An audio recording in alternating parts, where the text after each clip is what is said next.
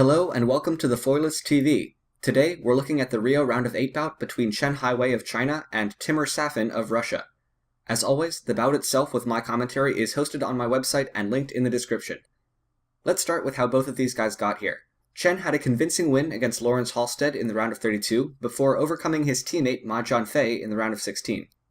Safin beat his teammate Alexei Cheremisinov in the round of 32 and then capitalized on a choking James Andrew Davis to edge through the round of 16. Going into this, it was actually kind of hard to call a favorite at the time, but that only lasted until a few touches in. As so often happens with Safin, I'll start by discussing his attack, because it pretty much dominated this entire bout. He marches very slowly, with lots of searching, and often pretty big gaps between each step, and he accelerates that into a really long finish, usually compound with a disengage or two thrown in. His point control is very good, to the point that he isn't really afraid of being counterattacked, and trying to parry once he starts that advanced lunge is usually even harder. Davis' stop hits, for example, gave him some trouble, but that really wasn't an option for Chen. In fact, Chen didn't seem to have any options at all once Safin got his march going. He frequently tried a stepping-in counterattack and closeout, but Safin was able to consistently turn lights on by finishing right into it. Chen tried parry riposte a bit less often, with equally poor results.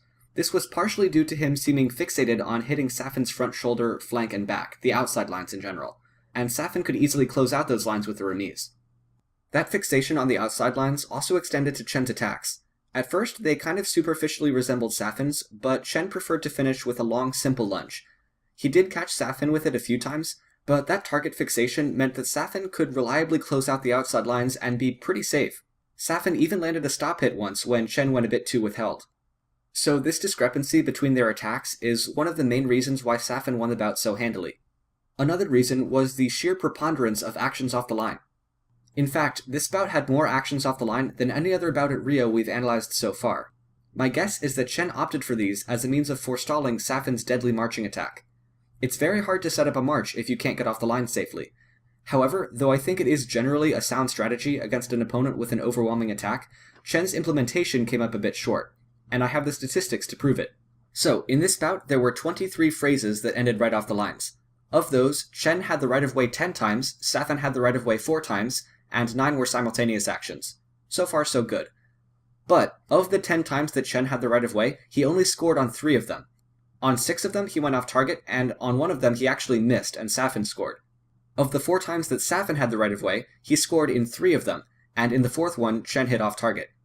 And for the 9 simultaneous actions, Safin scored in 1 of them, and the rest resulted in no touch. So all told, Chen had the right-of-way 2.5 times as often as Safin did, but Safin scored 66% more than Chen did in that situation. I'm not saying that playing the simul game was a bad idea for Chen, far from it. In fact, if Chen had not gone off target those 7 times, he would have scored 14 points this bout, a very close thing considering how dominant Safin's attack was outside this one situation.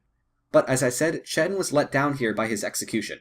And of course, Safin is easily good enough to turn that discrepancy into a crushing 15-7 victory.